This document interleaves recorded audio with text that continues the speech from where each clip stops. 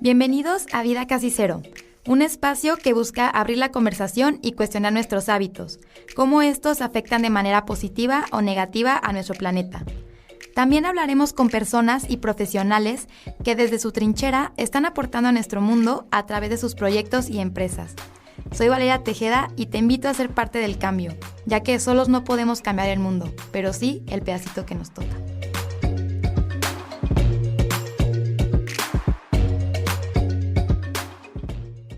Hola, bienvenidos una vez más a otro episodio de Vida Casi Cero, el podcast. El día de hoy tengo una compañera que también tiene su propio podcast, que más adelante nos va a contar.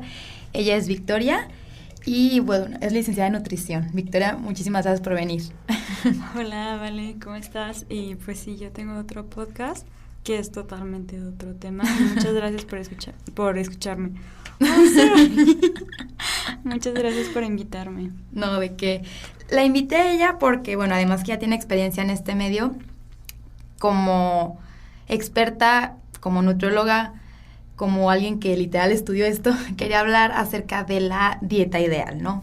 En este espacio pretendo dar a conocer temas de sustentabilidad, de ecología y pues creo que la dieta es parte fundamental de ello. Entonces pues vamos a hablar un poquito de si existe la dieta ideal, cuál es la definición de dieta, etc. Entonces pues bueno, por eso estás aquí y una vez más muchas gracias.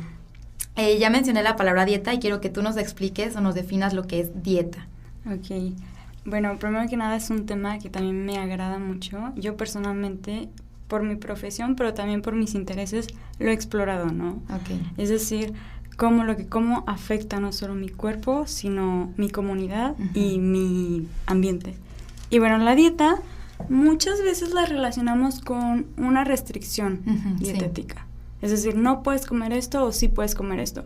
Sin embargo, la dieta es cualquier alimento que todos incluyan dentro de su día a día. Es decir, cualquier nutriente que ingrese a nuestro organismo con el objetivo de nutrir. Y a veces incluso con el objetivo de no nutrir tanto.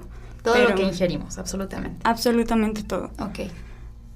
Ya vienen después los planes dietéticos o planes nutricionales específicos que pues se adhieren a las necesidades individuales de cada quien. Ok, ¿y por qué se le ha dado esta connotación negativa de restricción a la palabra dieta cuando en sí es lo contrario?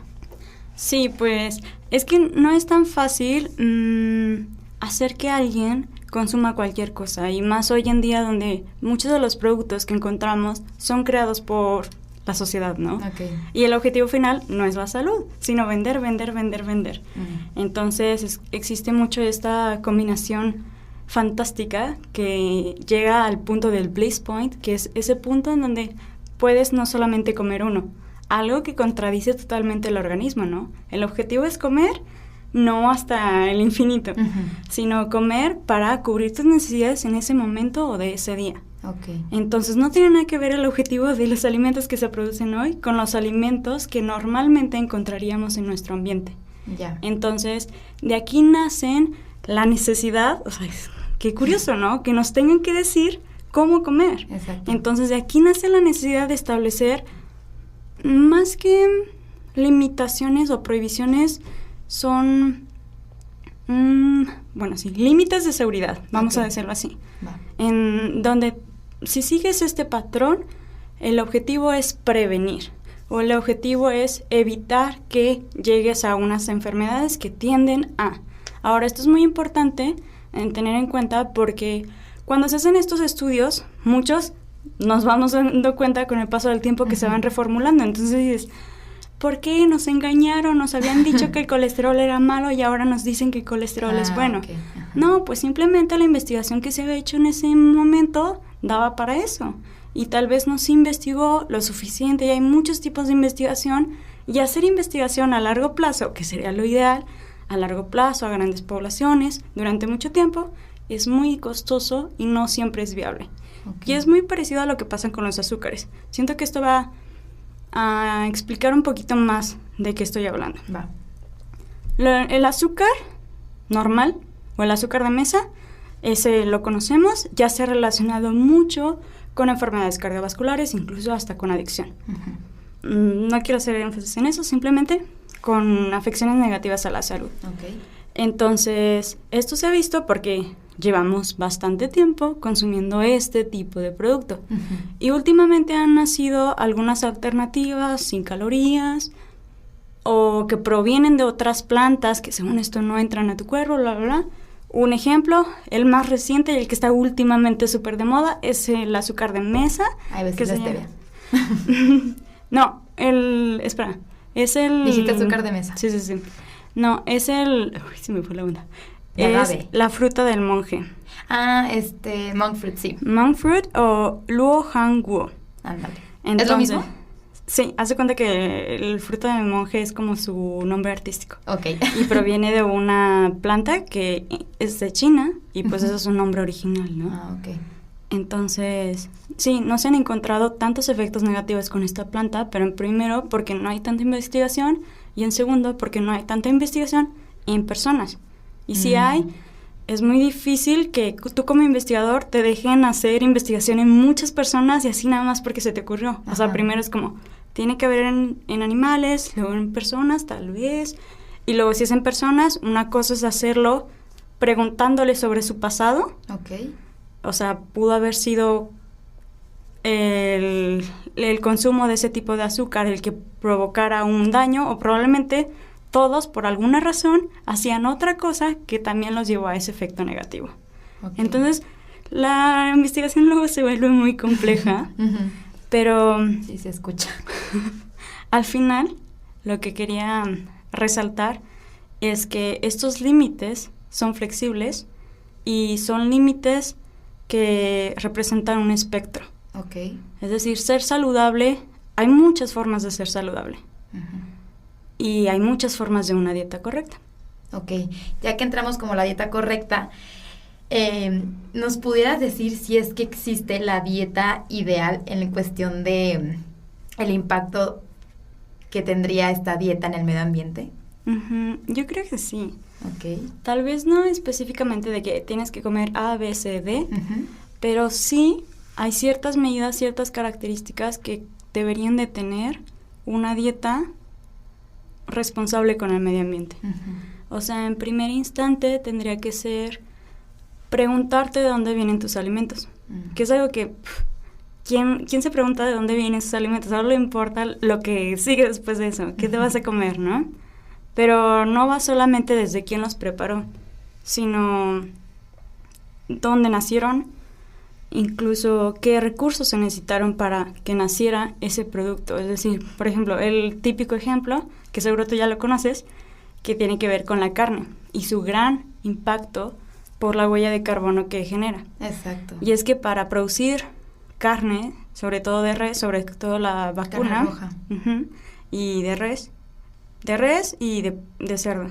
Este tipo de carne lo que necesitan no solamente es el agua que consume este animal y la comida que consume este animal, sino también los recursos necesarios para que la planta que este animal va a estar consumiendo o los cereales que este animal va a estar consumiendo crezcan. Justamente en un episodio ya platicamos de los alimentos orgánicos y la chava que invité es una agrónoma y yo le pregunté que de acuerdo a ella que sí, que era más importante o que causaba menos impacto, ¿no? Consumir orgánico aunque esté fuera importado o viceversa, consumir local aunque no fuera orgánico. Y ella concluyó que es consumir local a pesar de que no sea orgánico por las emisiones que todo lo que involucra para que ese alimento llegara o estuviera más accesible pues sí, más accesible para ti. Y pues va de acuerdo a lo que tú mencionas, ¿no? De preguntarnos de dónde viene. O sea, esa sería como que la clave. Sí, bueno, yo primero pondría algo antes. Ok. Porque mi área es la salud. Va. En primero, la primer cosa que nos tendríamos que preguntar es enfocarnos si es saludable para nosotros. Y tiene mucho que ver con el lema que tienen quienes trabajan en primeros auxilios, Uh-huh. que es primero yo, después yo y hasta el último yo. Es decir, ¿cómo quieres, en el caso de las personas que, no sé, paramédicos, por ejemplo, salvar a alguien más si tú no estás bien? Okay. Entonces, un poquito así va mi filosofía. Uh-huh. Es decir, primero asegúrate que seas saludable Y lo fantástico es, como te decía, es un gran espectro. Entonces hay muchas opciones dentro de lo saludable. Y dentro de lo saludable puede ser algo que se adhiera a algo amigable con el medio ambiente o algo que no sea nada amigable con el medio ambiente. Uh-huh. Y entonces, dentro de la dieta correcta o dieta saludable hay varias características. La primera, por ejemplo, es que sea completa, que incluya todos los grupos de alimentos. La segunda, otra, es que sea variable. Okay. Grupos de alimentos pueden ser cereales, carnes, frutas, verduras. Variable, que comamos diferentes tipos de frutas y de verduras. Uh-huh. Porque cada uno, así como tienen colores, tienen diferentes nutrientes. Después es que se adapte a tus necesidades. Uh-huh. Tal vez a tus necesidades según tu edad, según tu sexo, según si tienes o no una enfermedad, si tienes o no un riesgo, que a veces hay riesgos que no los elegimos, como ser mexicanos. La mayoría de los mexicanos tenemos tendencia a algunas enfermedades como a diabetes, ¿no? Ok. Y bueno, a partir de ahí, ya ir decidiendo qué es lo que queremos comer.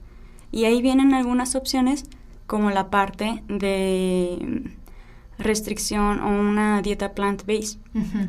que ahorita está súper en moda. No solamente, a veces la gente se mete por la parte de salud, a veces se mete por la parte de medio ambiente, uh-huh. a veces se mete por la parte de un poquito más de moda, uh-huh. o de respeto a animales, ¿no?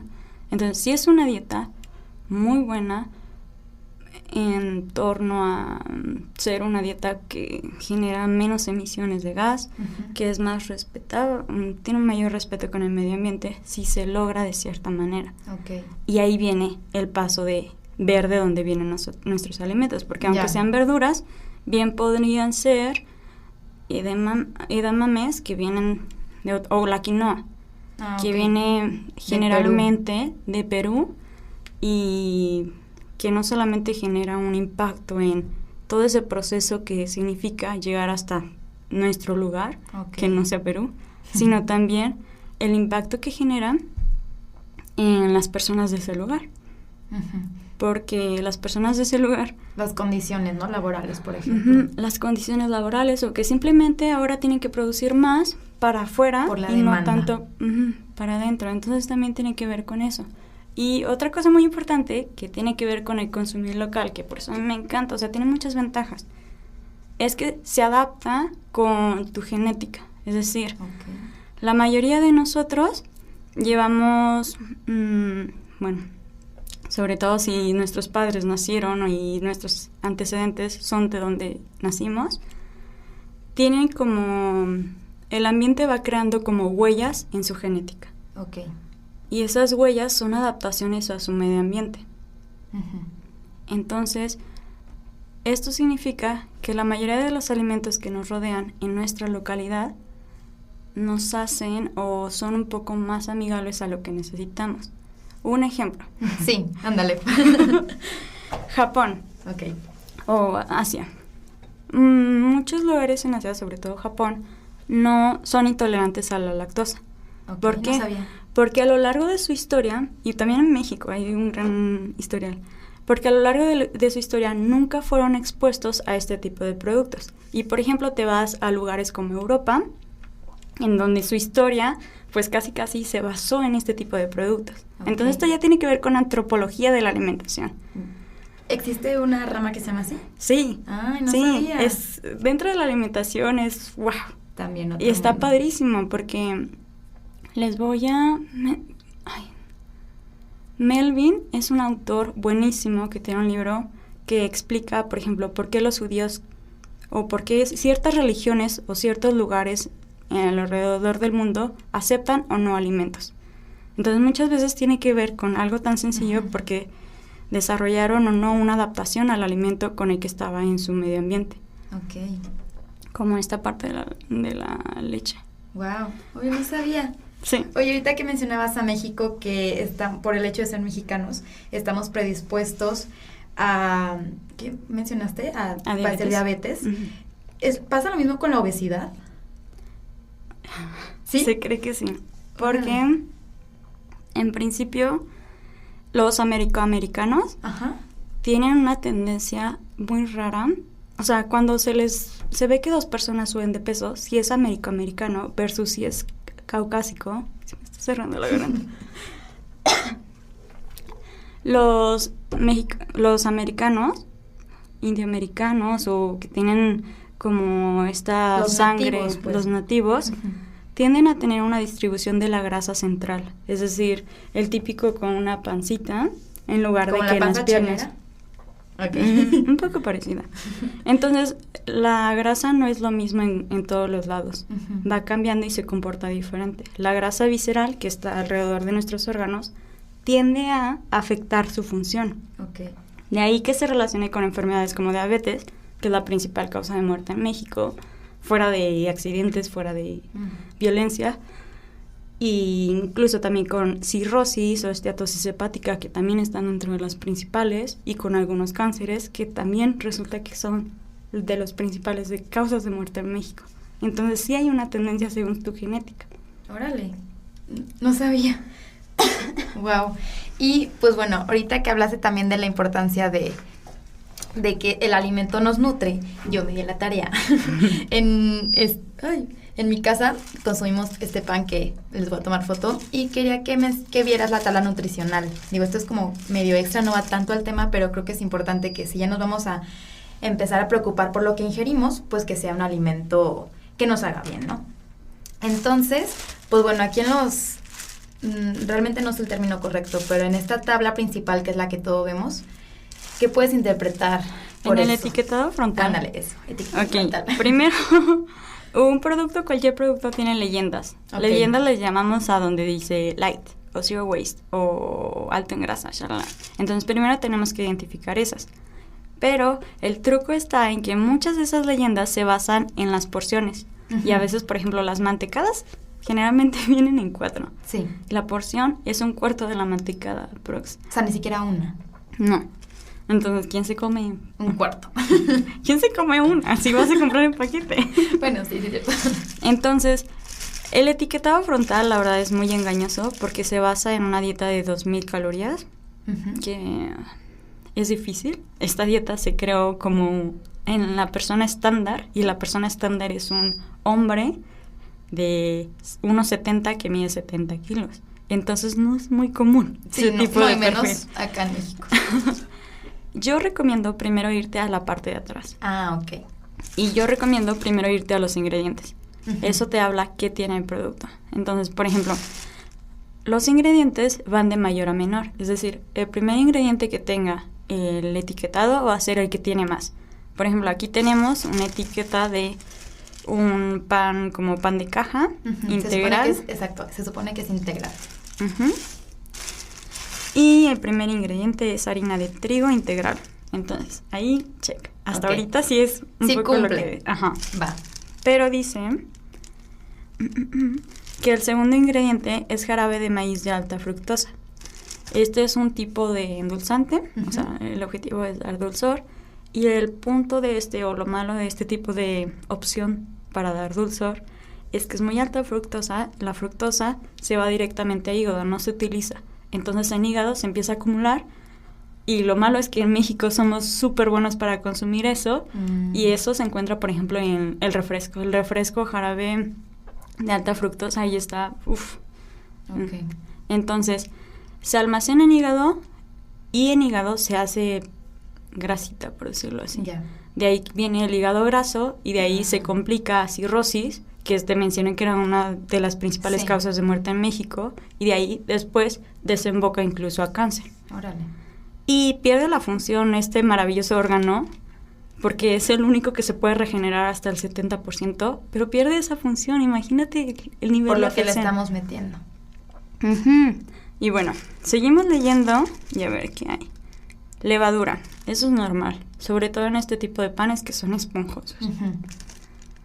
Luego dice gluten de trigo. Se suele agregar sobre todo estos panes con esta característica porque el gluten es una proteína que le da esa esponjosidad. Okay. Y como, o sea, permite dar elasticidad. Entonces, si quieres un pan como estos que son suaves, es normal. Te tienes que agregar. Okay. Lo malo es, o sea, cuando lo haces en casa, generalmente lo haces con harina normal, y si quieres que esponje, tiene que ser 50-50. Ok. 50 harina normal, 50 integral, si no, no te va a esponjar. Ya. Y va a ser un poco más duro. Flat. O sea, un verdadero pan integral 100% no es esponjoso. Ok. Y otra cosa, este azúcar se lo suelen agregar para darle el color. Ese ¿También? color tostadito. ¿Cafecito? Ujú. Yo pensé que era por la harina. No. Hemos vivido engañados. Sí, es justo para que el consumidor, porque al final todos los productos se diseñan para vender más, ¿no? Claro, te vas por el color. Entre más café, más integral, natural, bla, bla, lo tomas y... ¡Wow! Sí, entonces eso es lo malo de los de caja. Y bueno, a ¿Qué ver, más puedes rescatar de ahí? O que nos tengamos que fijar, pues, Pues más que nada es... en los ingredientes. Ay, es que muchas veces o sea, no esperemos ser perfectos. Ajá. El etiquetado incluso es a veces difícil para profesionales de salud que nos dedicamos a esto. Pero yo me enfocaría más que nada en ver tal vez los primeros ingredientes. Ver el resto de los ingredientes puede ayudarnos a familiarizarnos con los ingredientes, pero no esperemos entender todos. Y más porque muchos tienen nombres complejos, pero eso no significa que sean malos. Ok. Sino simplemente que, pues, a veces son aditivos específicos para dar características específicas, y a veces son benéficas y a veces no tanto, pero luego cuando dicen este argumento de que mientras menos ingredientes tiene mejor, o si lo puedes pronunciar está bien. Yo había escuchado eso, si lo pudieras pronunciar. Sí, pues es que a veces, o sea, agregan cosas que sí son buenas y que permiten disminuir el porcentaje de grasa en un alimento o algo así. Y al final nos benefician. Ok. Entonces, como para resumir la cuestión del etiquetado, nos recomiendas ver el etiquetado trasero, ¿no? Uh-huh. El que no está expuesto a simple vista. Primero que te vendan lo que viene. Exacto, el Porque primer ingrediente. Muchas veces te venden como panecillos y, por ejemplo, la Nutella. Ok. Lo que buscamos es una crema de cacao untable. Uh-huh. Y lo primero que tiene, si no es azúcar, es grasa. el aceite, ¿no? Uh-huh.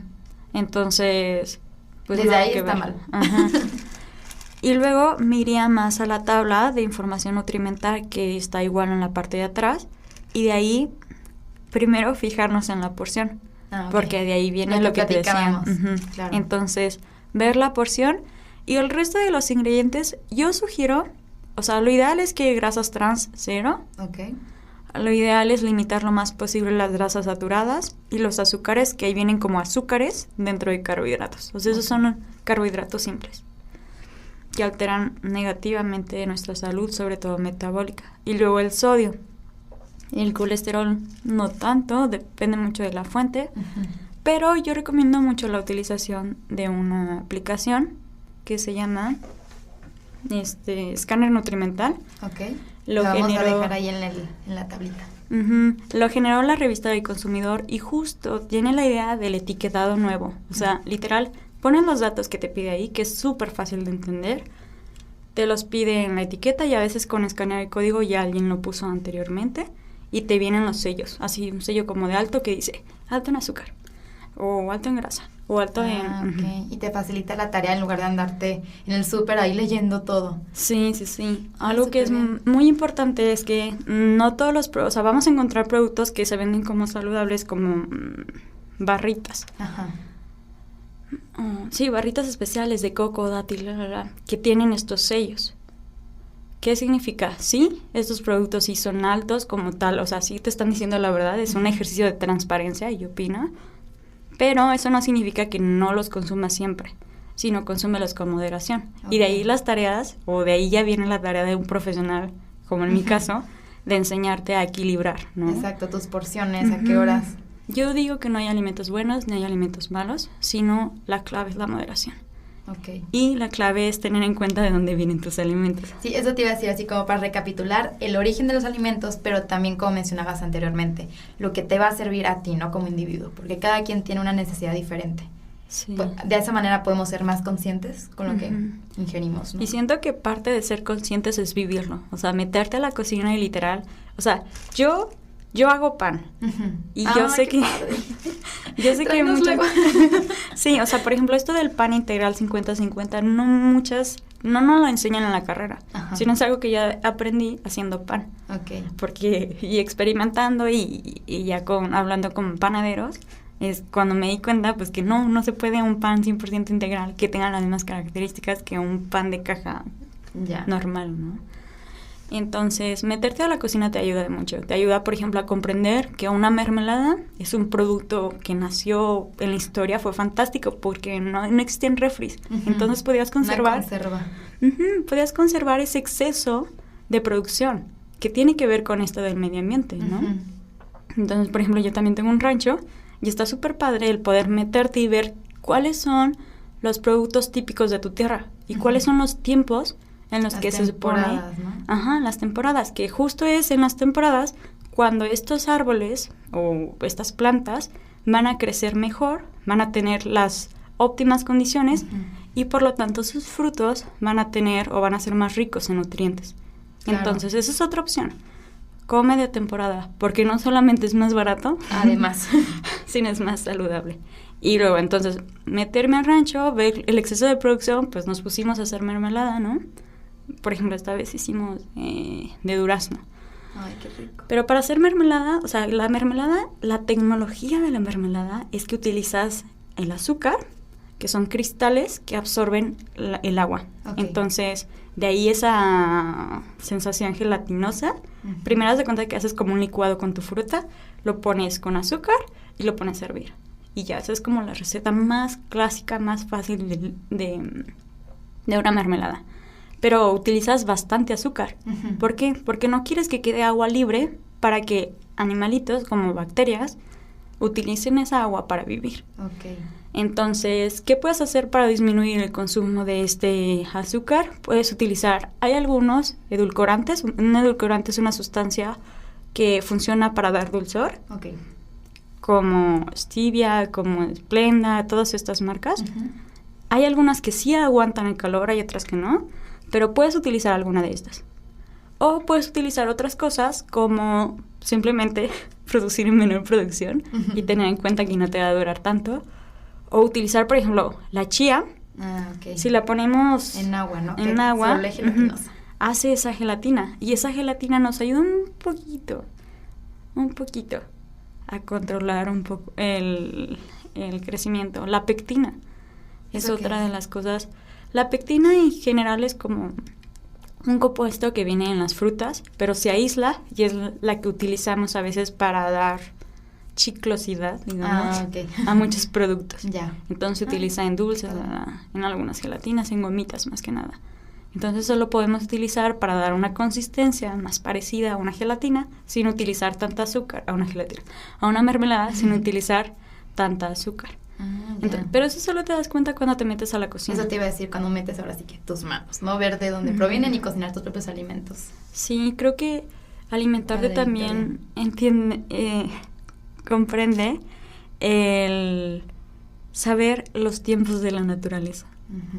y comprender que muchas veces toma un esfuerzo. Uf.